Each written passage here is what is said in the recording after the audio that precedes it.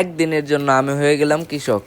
আসসালামু আলাইকুম গাইস, কি অবস্থা সবার? আশা করি সকলে ভালো আছেন। আজকে সকালে ঘুম থেকে ওঠার আগেই দেখে আমাকে মেহেদি ভাই ডাক দিতে আসে। মেহেদি ভাইদের জমিতে বলে অনেক ঘাস হয়ে গেছে, সেগুলো বলে এখন কাটতে হবে। তো আমিও আর দেরি করলাম না, মেহেদি ভাইয়ের বাইকে চড়ে রওনা দিয়ে দিলাম। আজকের ওয়েদারটা অনেক খারাপ ছিল, একে তো রোদ আবার গরম।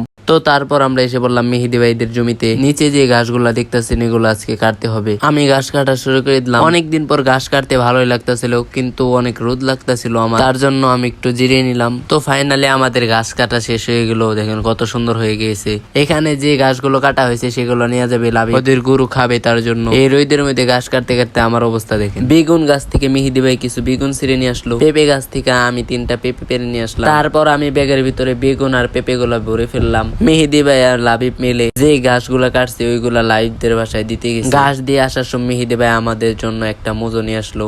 গরমের মধ্যে মজুটা খাইতে অনেক ভালোই লাগতেছিল।